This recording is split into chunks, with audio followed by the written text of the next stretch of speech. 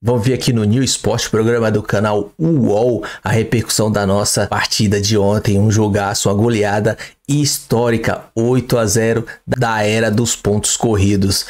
Crédito de imagem ao UOL Sport, link abaixo, mas antes se inscreva no nosso canal, ative o sininho, chega dando aquele like e vamos conferir tudo agora. Ontem no Maracanã, conforme eu falei, a gente viu o que viu, né? O Flamengo massacrando o Vitória por 8-0, um gol atrás do outro. A hora que você via, começou a ver gol, eu falei, cara, acho que vai ser 10. Não foi 10, sei lá por quê, mas o Flamengo não tirou o pé, jogou o tempo todo a Vera, e aí é esse gol aí muda chuva de golaços do Flamengo. Um Samuel Lino jogando pra caramba, assistência, gol, fez tudo.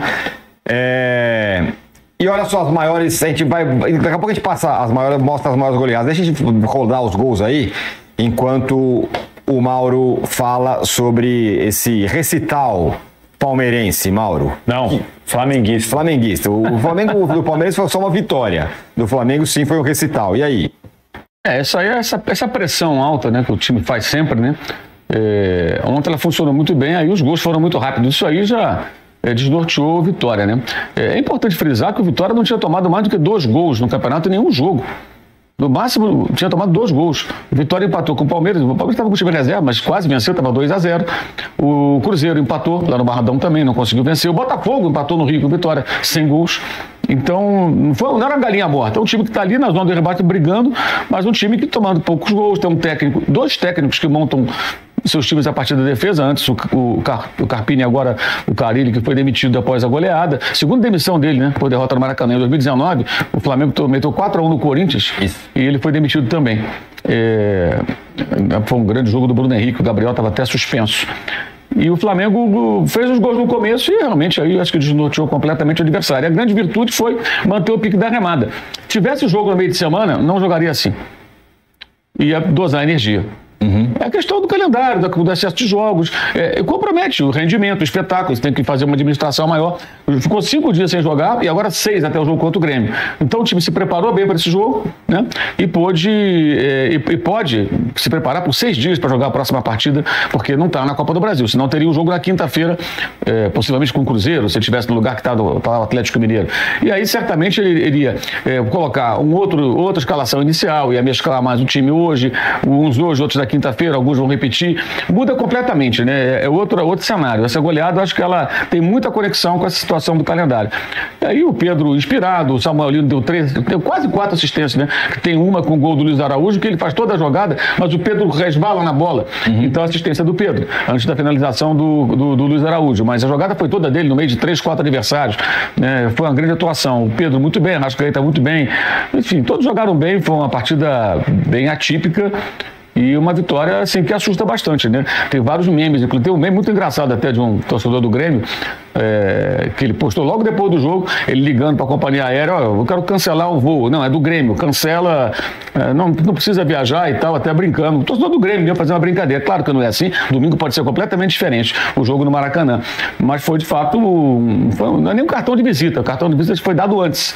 A classificação sobre o Inter, como aconteceu, mas uma demonstração de muita força do time. Só acho que o torcedor não deve criar expectativa de que vai ser assim mais vezes, que isso é uma situação atípica, isso não acontece toda hora, é raro, e a partir da volta da data FIFA, o Flamengo vai ter jogos um em cima dos outros, quarta, domingo, quinta, terça, sábado, aquela coisa, né, de Copa Libertadores e Brasileiro, tudo amontoado. E aí o desempenho certamente vai ser outro. O próprio Felipe Luiz falou sobre isso na coletiva ontem, eu acho que é a pura realidade. Vamos colocar na tela aí as maiores goleadas da história dos pontos corridos na tela. Essa é a maior de todas, Flamengo 8, Vitória 0. Antes disso, tivemos em 2003 o Goiás metendo 7-0 no Juventude. Em 2003 também o Bahia perdendo para o Cruzeiro por 7-0. E em 2004 o São Paulo vencendo o Paysandu por 7-0. Então as maiores goleadas da história dos pontos corridos. E esse placar também entrou no top 5 das maiores goleadas do brasileiro desde 71. Agora vamos colocar aí a outra tela. São as maiores goleadas aí considerando... Esse jogo de 81 eu estava lá. Jogo de 81, Flamengo 8-0 no Fortaleza. Você tinha 15 anos, Mauro. Tava nesse jogo. Não, tinha um pouco mais. Minha primeira vez na geral foi em 78, o Flamengo meteu 9-0 na Portuguesa. Eu tinha 15 anos. Essa que você tinha 15 anos. Aí esse aí eu já era um pouquinho mais velho. Tava na geral também, 8-0 do Fortaleza, uma noite de calor, lembro bem disso aí. Calor danado, 8-0. As maiores goleadas: Corinthians 10, Tiradentes 1 em 83, 84 Vasco 9, Tunaluso 0, Flamengo 8, Fortaleza 0 em 81, 82 Guarani 8, River do Piauí 0 e agora Flamengo 8, Vitória 0.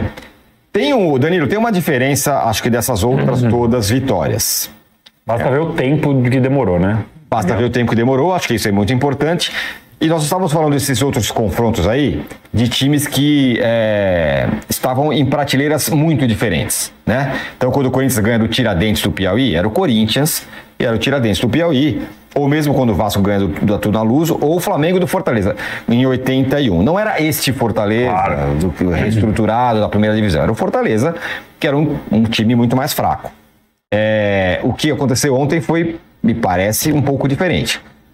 Campeonato por pontos corridos, times da mesma divisão, e o Flamengo é inapelável e joga como se estivesse jogando no Campeonato Estadual contra um time pequeno.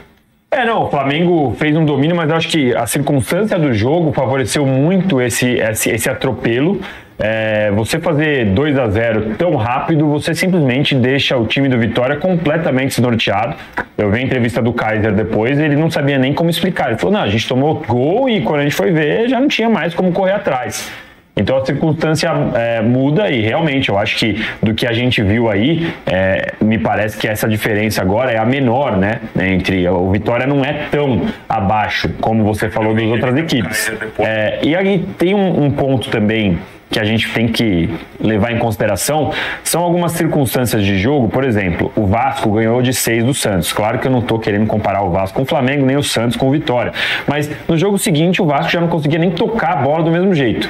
Então, claro, o Flamengo vem numa toada muito boa, ganhou de 8-0 do Vitória, continua como favorito, fez um recital, golaço atrás de golaço. Mas o jogo contra o Grêmio vai ser duro de novo, se o Grêmio conseguir segurar 20, 30 minutos de partida. Então, o Campeonato Brasileiro proporciona isso. Na sua enquete, já aproveitando para falar um pouco da sua enquete sobre espanholização, alemanização, de quem tem o favorito ou não, eu acho que a grande diferença ainda, pelo menos por enquanto, do Campeonato Brasileiro é que a gente ainda vê os times do Z4 conseguindo desafiar os times do G4 de alguma maneira, coisa que não acontece ou acontece com extrema raridade, é muito raro acontecer isso na Inglaterra, na Alemanha, na Espanha. Aqui no Brasil ainda acontece. E a gente está vendo cada vez menos isso acontecer, né? E esse 8-0 foi um sinal.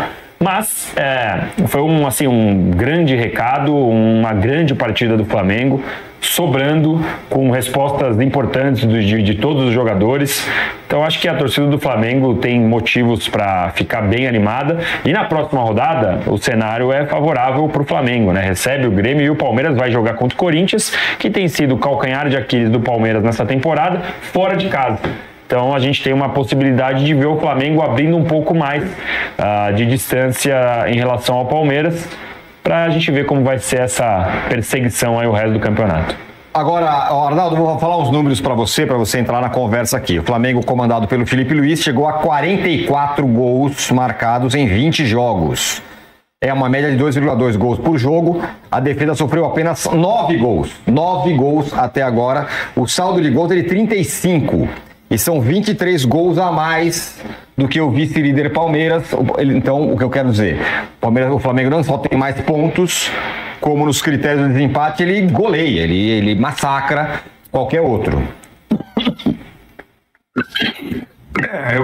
Isso é bem interessante também, né? Porque a gente tá... Olha, os times estão fazendo exatamente o que você defende há algum tempo, né, Tironi? Cada um no seu jeito, cada um no seu... Constata, né? É que dessa vez eles estão disputando de fato o título de pontos corridos no Brasileiro, o que não aconteceu até então. Primeiro e segundo lugar, cabeça a cabeça. Isso é raro, por incrível que pareça.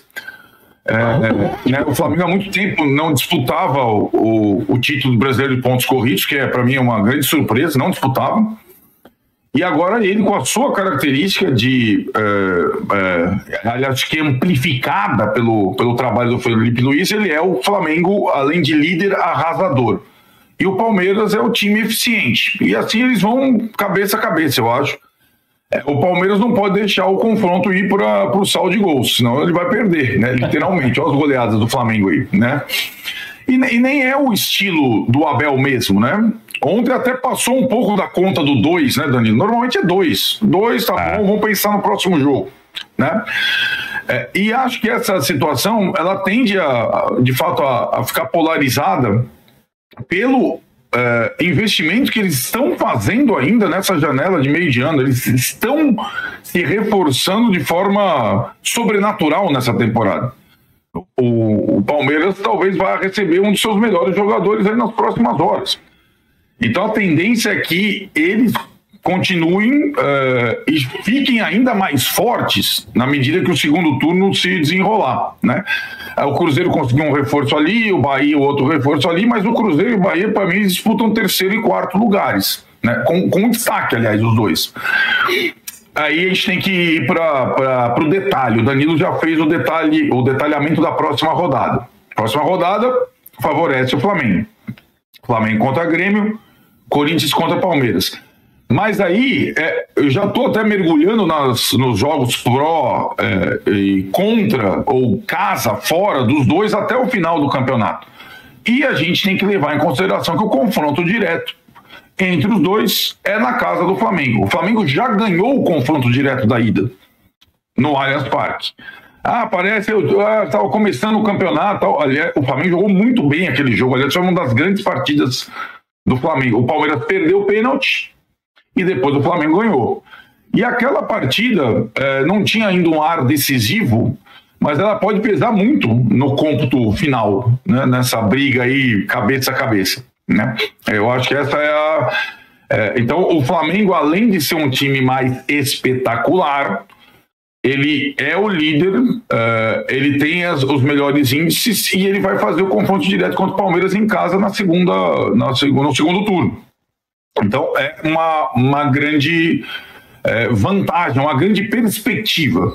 E no outro torneio que os dois disputam, eles só se encontrariam numa eventual final, como aconteceu lá em Montevidéu. Aí, tirando mata-mata, depende muito da circunstância. Embora os dois tenham sobrado na fase anterior da Libertadores, acho que foram os dois que sobraram, né? O Palmeiras porque definiu no primeiro confronto, lá no Peru. E o Flamengo porque foi superior, muito superior como visitante no segundo confronto. Aí eu já não acho que seja tão fava contada essa final antecipada entre os dois na Libertadores. Acho que é um pouco diferente, mas eles têm boas chances também de decidir o torneio sul-americano pelo nível de elenco que eles têm, né? E também considerando que por incompetência dos dois, os dois estão eliminados da Copa do Brasil. Nem o Palmeiras quis ser eliminado pelo Corinthians, mas muito pelo contrário. E nem o Flamengo quis ser eliminado pelo Atlético, embora o Felipe Luiz tenha colocado um time alternativo em alguns momentos da etapa da Copa do Brasil. Hoje, você vendo os elencos, eles teriam condições de lidar com as três frentes, mas daí entra o que o Mauro falou. Para você ter excelência em jogos, não dá para ter jogo a cada 42 horas. E Palmeiras e Flamengo, embora ainda tenham jogos atrasados no Brasileiro, eles vão ter algumas semanas mais leves, em que os times podem até desempenhar melhor do que eles vêm fazendo. Essa é a expectativa, que ainda melhore o Flamengo e que ainda melhore o Palmeiras. Não vão ter mais, né? Não vão ter mais essas semanas. Agora não vão ter mais. Não vão ter mais. A CBF tirou essas semanas, né? E assim, é importante frisar o seguinte: quando um time como o Flamengo, como o São Paulo, prioriza outra competição e põe um time misto na Copa do Brasil, ele não sabe que a Copa do Brasil vai ser decidida depois das outras competições. Sim. Se soubesse, talvez tivesse outra alternativa, outra forma de pensar.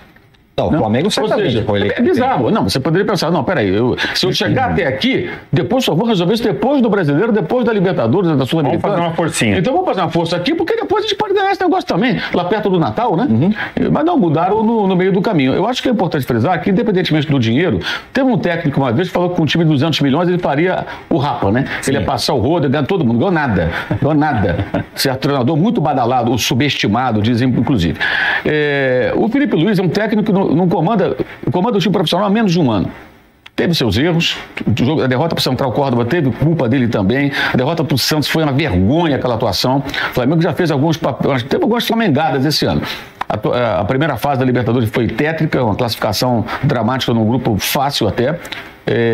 Mas o trabalho dele, quando você vê atuações como contra o Chelsea no Mundial e o jogo como de ontem, contra o Internacional, tem que ser também destacado, né? Para um cara que está há pouco tempo na função, porque o time joga, né, cara?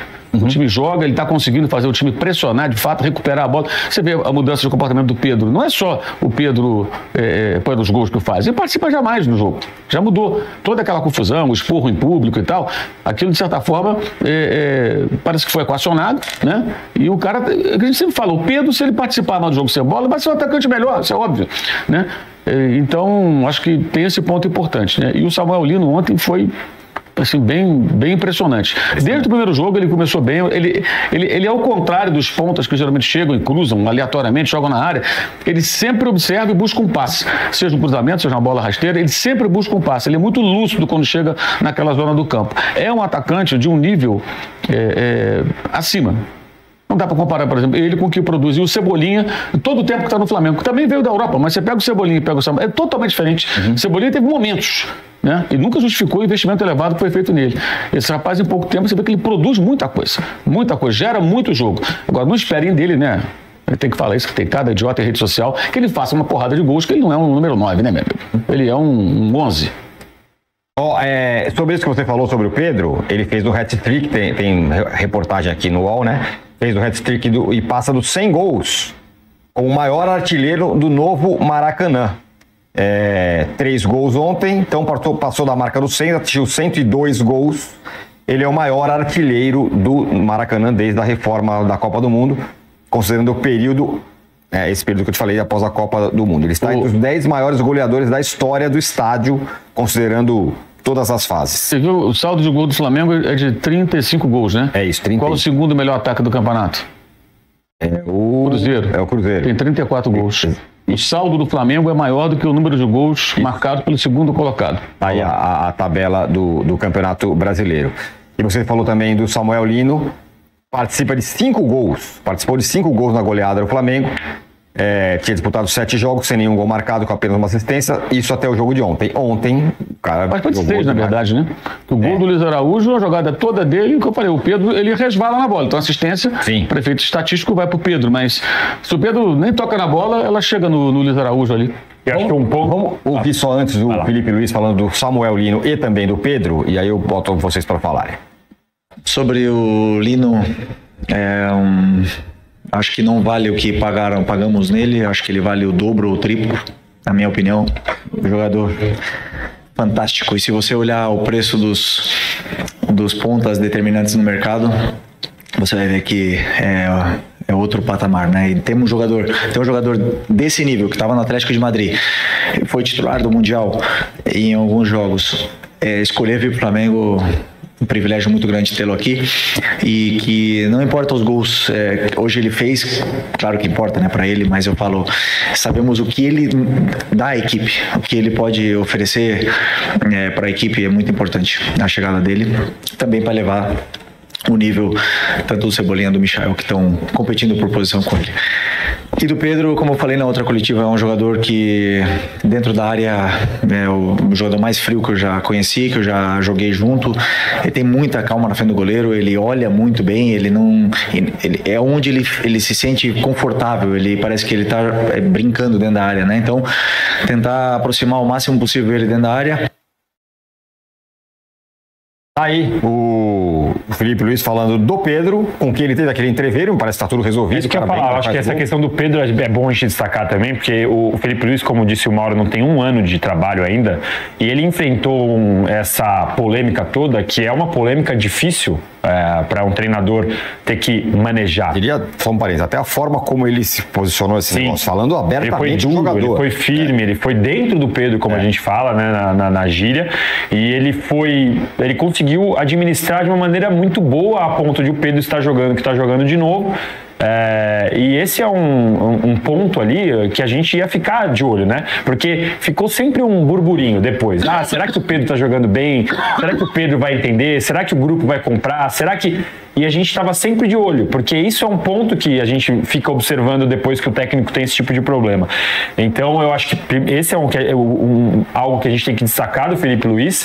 E outra coisa que a gente vai lembrar aqui no News, no Posse, durante a programação do UOL, a gente sempre falava, o Flamengo produz, mas às vezes não consegue transformar isso em vantagem, não consegue fazer gol, falta ter fome, e o Flamengo está conseguindo superar esses problemas também.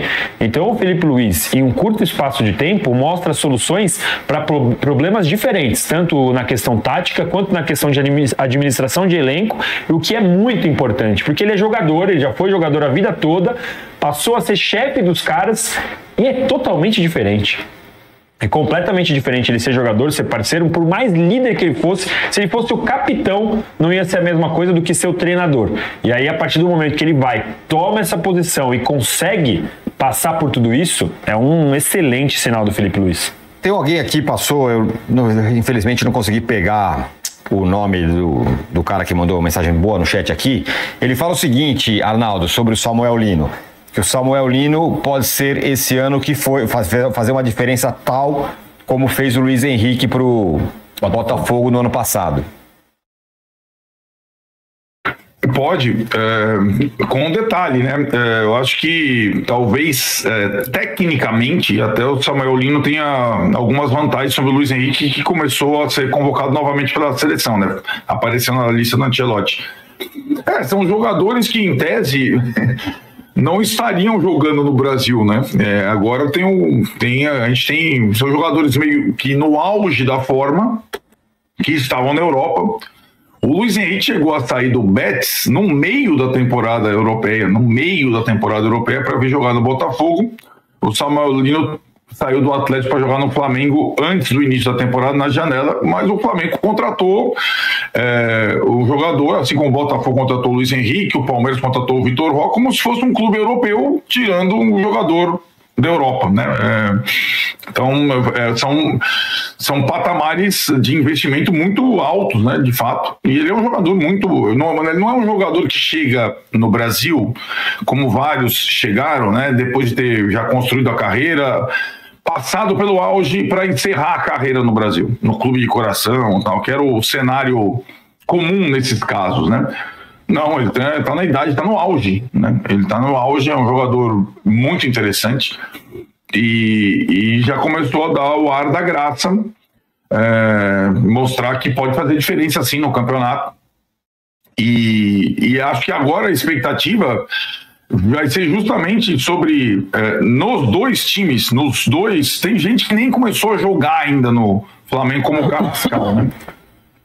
E acho que o Flamengo, mesmo em algumas situações que tenha que fazer um revezamento, se você observar como está o banco do Flamengo hoje, em algumas posições ele perde muito pouco se ele fizer revezamento, né? Isso por uma temporada sempre concorrida é um baita trunfo, né? É muito bom jogador no mesmo lugar, né?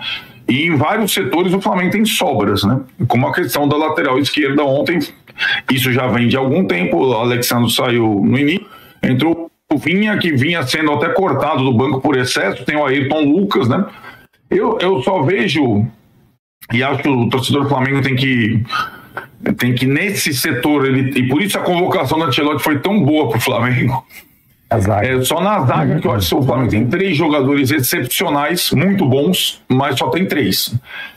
O resto são meninos que o Felipe Luiz não tem utilizado, ele tem preferido colocar em quase todas as partidas o Léo Ortiz e o Léo Pereira. O Danilo tem um ou outro problema de lesão recorrente, mas nos outros setores tem sobra, praticamente sobra em quase todos os outros setores do elenco. Não tem chance, Mauro, de o Flamengo contratar um zagueiro para essa janela ainda? Porque eu acho que é uma posição que deveria ir atrás, não? O que eles dizem é que só vão contratar se surgir alguma oportunidade, ou seja, alguma situação de jogador, imagina assim, livre, final de contrato, como foi o próprio Alexandre no ano passado, né? Sim. Houve a contusão do Vinha, também o Ayrton Lucas se machucou, e o Alexandro não estava mais sendo utilizado lá na Juventus, aí antecipou a rescisão de contrato, que não renovaria, ele veio para o Flamengo. Fora isso, não deve contratar. Eu acho que esse é um dos pontos que eu questiono do Felipe. Eu acho que ele deveria ter utilizado o João Vitor, o zagueiro que eles gostam mais, que tem mais saída de bola, dos dois que formaram a dupla no sábado no jogo com o Barcelona, o outro é o Iago, né, que jogava com o Vitor Reis na seleção brasileira, fazia uma dupla de zagueiros, várias vezes, sub-20. E acho que ele deveria, em jogos mais fáceis, ter entrado. Ontem, por exemplo, não lembro agora se estava no banco o menino. É jogo para você colocar. Para sentir um pouco o jogo. Um pouco de ritmo. Joga ali 20 minutos, 15 minutos, 30 minutos, sabe? Sente a torcida, tudo, posicionamento, os colegas. Joga com o Jorginho uns minutos, que é um privilégio qualquer um. O Jorginho deita e rola, né? Impressionante também. Ele controla aí tudo no meio campo ali. É um jogador que ele eleva o nível dos demais. E ele e o Saúl. Ontem o Felipe deu o meio abraço a torcer também, que de certa forma, né? Porque ele não disse que não usaria o Saúl como volante, mas ele disse numa coletiva há algumas semanas que preferencialmente queria o Saúl na função do Gerson, com ele ponta armador ali, né? Um meia que joga como Everton Ribeiro, né? Esses caras jogam assim. Mas ele acabou colocando contra o Internacional, deu super certo. E acho que aumentou ali a concorrência, né? Com o Pulga, com o De La Cruz, com o Alan, com o Everton Araújo. Ele tem muito material humano. E ontem muita gente lembrou do Gerson, né? Sim. Porque o Gerson não tem sido muito utilizado lá no Zenit, entrando no final do jogo, não foi convocado.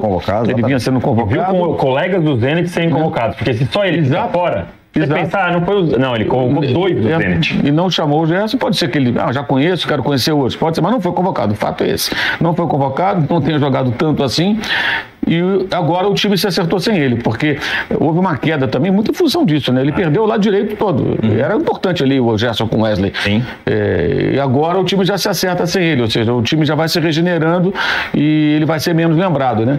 Aí é aquela coisa de gestão de carreira, né? Quando podemos esperar a entrevista do pai já? Mas isso aí já tem meme rolando, inclusive, na rede social, que daqui a pouco o pai já fala que está insatisfeito, que quer não sei para onde, tudo. Ali, só pontuando as coisas que aconteceram com o Flamengo recentemente, que eram possíveis crises e que passaram o do Pedro. Era a crise do Pedro. Pedro voltou, fez hat-trick, já é o maior artilheiro da história do Flamengo, do Maracanã, novo Maracanã. O De La Cruz não pode jogar nunca mais. Ninguém nem lembra do De La Cruz. Entrou ontem. Tínhamos esquecido dele. O cara entrou. Chegou uma hora o cara entrou, o De La Cruz ontem. Essa questão do Gerson. Perdeu o Gerson ali, agora já era. Fez nem cócega, já tá aí com todo mundo. O próximo eu acho que vai ser essa. E o zagueiro? Como vai? De repente entre o zagueiro da base não sei o que, ou contrata aí o sei lá quem. Passamos com folga da nossa meta inicial de likes, então vamos dobrar a meta em homenagem ao Flamengo, que fez 8-0, a gente quer 8 mil likes. Nossa Senhora! 1000 likes para cada gol que o Flamengo fez ontem, temos que remar um pouco aí. Vamos falar do Palmeiras também, mas só para fechar, quero ouvir o Arnaldo. Eu sei que ele acha que o futebol é cíclico e tudo mais, e o Danilo acha que tem jeito. Respondendo à enquete que está no ar, Mauro. O futebol brasileiro está ficando parecido com o espanhol, com 2 times dominando, o alemão, um time dominando, ou nenhum dos dois. O futebol brasileiro é o futebol brasileiro, e esse domínio do qual eu falo e eu defendo, não, eu constato. Que é isso que está acontecendo e que vai acontecer daqui para frente. O que você acha que é, Mauro? Parece que o espanhol tem fair play financeiro. Se tivesse fair play financeiro, pareceria mais ainda. Então, o que significa que se a gente for aplicado um fair play financeiro, estamos fadados a ter 2 times eternamente. Por um tempo, pelo menos. Mas depois pode ser que a reestruturação... Até que outros se reestruturem, corram atrás, se organizem, né? E parem de ficar reclamando, né? Trabalhem, cortem na carne, façam um sacrifício, né? Não fique esperando um mecenas que cai do céu, ou um SAF, não sei das quantas e tal, que todo mundo quer a solução fácil. A solução não é fácil. Os 2 clubes que estão dominando de diferentes maneiras. O Palmeiras esteve lá, mas você reestruturou, pagou dívida com o cara, ele profissionalizou o clube, tem mérito, porra. Fez um grande acordo do estádio, e o Flamengo fez lá o seu trabalho de reestruturação. Isso não é de uma hora para outra. Os 2 correram o risco de rebaixamento, foram alvo de chacota em determinado momento. Trocaram um jogador por 4, 5 de menor qualidade técnica para poder jogar. Passaram por tudo isso. Isso é história, gente. Isso é fato. Né? Isso aí aconteceu. Não é uma coisa da imaginação, uma obra de ficção. Né? Então, e eu vou dizer mais. Eu acho que o Flamengo só não vai à final da Libertadores se entrar no modo Santos ou Central Córdoba. Os 3 argentinos não têm nível para enfrentar o Flamengo. Agora, se entrar de saltinho alto, se esnobar o adversário, ele pode se ferrar. Estudiantes, Vélez e Racing são bem inferiores. O Flamengo tem um caminho muito acessível. Agora, claro, vai ter a sobrecarga dos jogos do calendário, então tem que se preparar bem e encarar bem os jogos. Se encarar direitinho, ele vai à final. E o Palmeiras eu acho a mesma coisa. Acho que tem uma chance muito grande. A única dúvida que eu tenho do Palmeiras é que o adversário é mais qualificado, que é o River Plate. E em um mês, aproximadamente, eu não sei... pode pegar o São Paulo, e pode pegar o São Paulo, que é um clássico, né? E o próprio LDU é um time difícil, com altitude e tudo mais. Tem um caminho mais acidentado, me parece, o Palmeiras. É o favorito, na minha visão, um pouco mais difícil, de fato, a caminhada. E o River, a minha dúvida é o que vai ser o River, que está liderando o grupo dele lá no Campeonato Argentino, né? Mas a minha dúvida é o que vai ser o River daqui a um mês, que ali tem muito investimento também, né? O time não brasileiro, digamos assim, na América do Sul, também investe pesado. O time não se acertou, mas até lá ele pode se encaixar. Agora, eu não acredito, Estudiantes não acredito, não tem material humano para isso, nem Vélez, nem Racing. O Flamengo só não chega na final se entrar como jogou com o Central Córdoba. Aí pode perder para qualquer um. Perdeu para o Santos. Né? Aquela partida ridícula que botaram o tapete vermelho para Neymar. Agora, se jogar no nível que jogou contra o Inter, jogar como ontem, concentrado, levando a sério, ele tem a chance enorme de avançar. Mesmo fazendo o segundo jogo em casa, fora de casa, contra qualquer um desses adversários. Que vai ser assim, né? Se avançar. Também acho que está nessa pegada aí. E vou confirmar a minha constatação. Eu acho que o Flamengo, muito mais até que o Palmeiras, vai, próximo, sei lá quantos anos aí, vai tomar conta. Porque não tem nenhum sinal de que os outros vão melhorar. Daqui a pouco a gente vai falar do São Paulo aqui. Não, tá. E mesmo o Palmeiras tá suando sangue para... Não é só suando sangue para colar no Palmeiras, no Flamengo na tabela. Tá gastando o que pode e tal, no limite. Agora vai contratar o Andreas, mas não chega no que tá fazendo o Flamengo. Bom, o vídeo é isso aí. E essa é a espanholização. Tá quase se concretizando, viu? E vai virar um alemãozão, porque o Flamengo vai dominar e é que nem o Tironi falou mesmo. O Palmeiras tá arrancando sangue para tentar e continuar acompanhando o Flamengo, porque tá duro, ele tá naquele limite. Mas enfim, o Flamengo deu um show ontem, que jogaço. Os caras não sabiam o que tava acontecendo, Vitória, eu dei dó dos caras. Quando foi descobrir, tava 2-0, 3-0 e no final foi a 8-0. E contra o Grêmio, que vai ser dentro do Maracanã, cara, não vai mudar a tônica, vai ser assim também, porque o Grêmio não tá tudo isso aí. E a gente vai continuar na La Ponta. E o Palmeiras vai ter que suar sangue para continuar lá no próximo. Porque ele vai jogar com o Corinthians lá na Neoquímica Arena, fora de casa. É onde a gente vai se distanciar, porque do Cruzeiro a gente já tá longe, anos-luz. Mas o vídeo é isso aí, se gostou, se inscreva no canal, ative o sininho, chega, dá aquele like, compartilha, comenta, tamo junto, até a próxima, saudações. O Brunegra.